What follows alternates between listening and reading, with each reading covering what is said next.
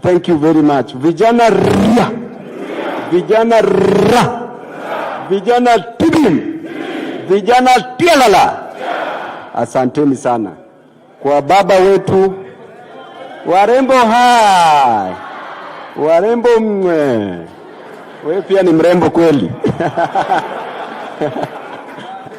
Kwa baba wetu Raila Amolo Odinga, kufuatwa na Bwana Maina Kamanda ambaye ni kiongozi wetu wa Nairobi, Bwana Junet Mohamed leader wangu katika bunge, Dennis Waweru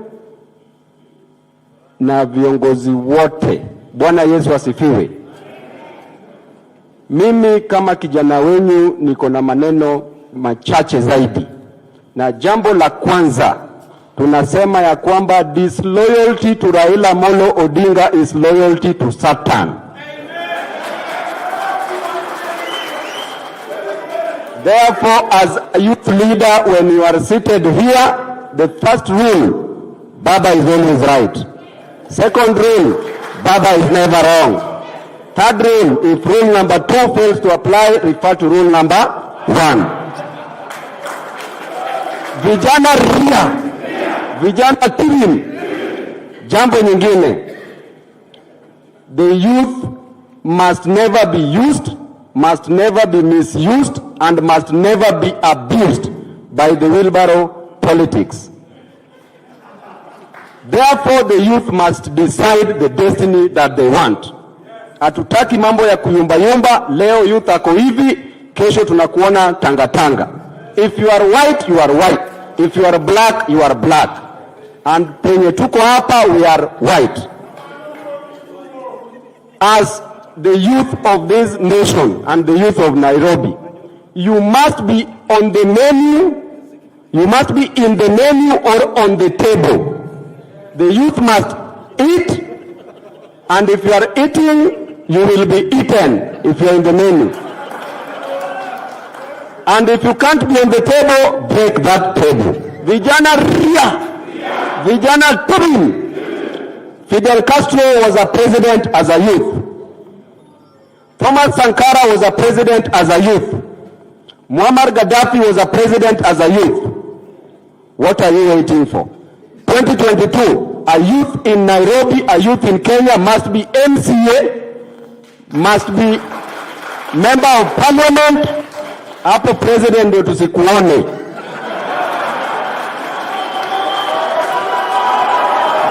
Vijana team.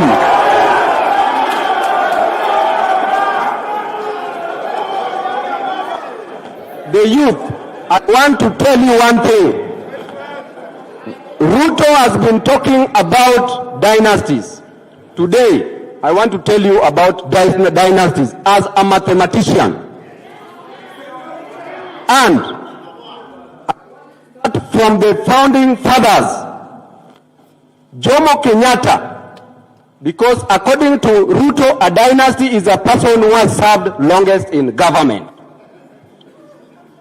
Jomo Kenyatta served for 12 years, served for 15 years. Then Jaramogi Oginga Odinga served for 5 years.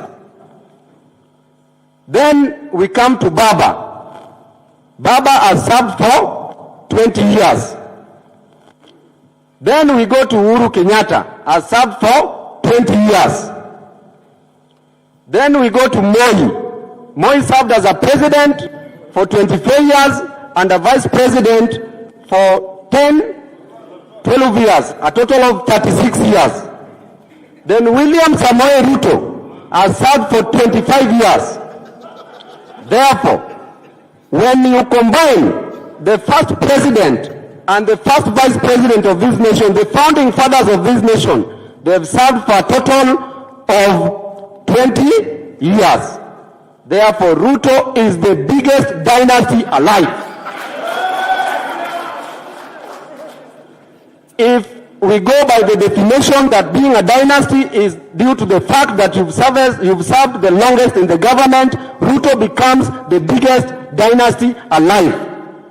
Then, if you take the number of years that Jaramogi served, which are 5 years, and that Baba served, which are 20 years. That is when they are equivalent to Ruto's 25 years.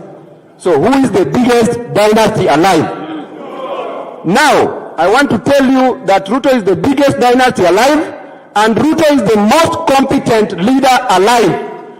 Ruto joined YK 92. Between 1992 and 1997, when he was in the system, that is the time that Kenya experienced economic breakdown, the biggest.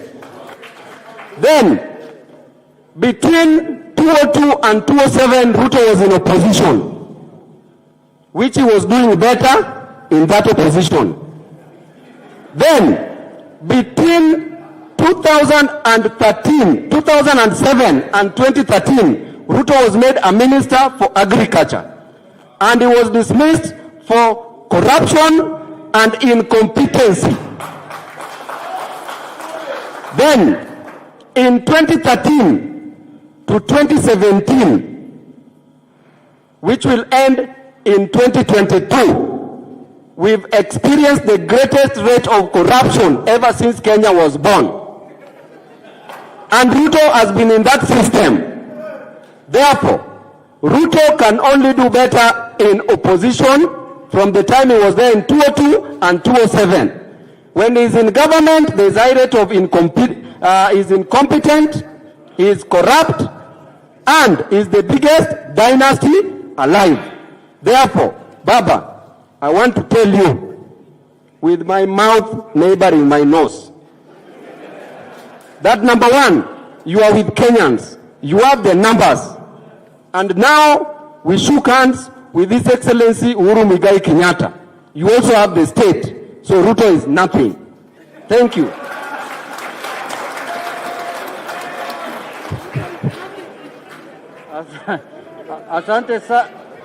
Asante sana Mheshimiwa Babu.